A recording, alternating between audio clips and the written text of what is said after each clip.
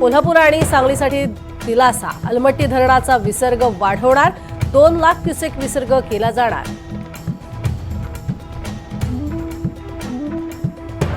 कोल्हापुरात पंचगंगा धोक्याच्या पातळीकडे, पंचगंगेची पातळी 42 फुटांवर, राधानगरी धरण 90% भरलं, पावसाचा जोर कायम, नृसिंहवाडीमधील दत्त मंदिर गेलं पाण्याखाली।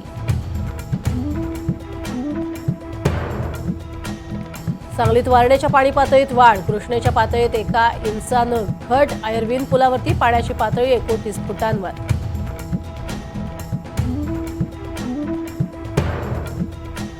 मुंबईला पाणी पुरवठा करणाऱ्या धरणांची पातळी वाढली, आता साठा आहे 53%, पाणी कपात बंद होण्याची शक्यता।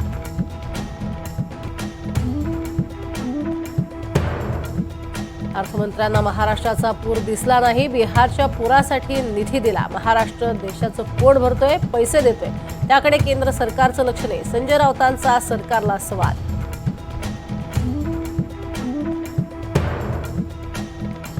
मनोज जरांगे यांच्या विरोधात अटक वॉरंट, नाट्य निर्मात्यांची फसवणूक केल्याचा आरोप, तर आंतरवाली सराटीतल्या आंदोलनाचा 5वा दिवस।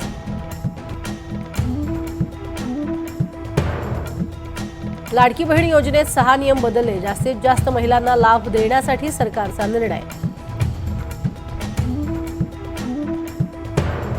मसुरीच्या ट्रेनिंग संस्थेत दाखल होण्यात पूजा खेडकर अपयशी, डेडलाईन संपल्यानं कारवाईकडे लक्ष, पूजा खेडकर अजूनही नॉट रिचेबल।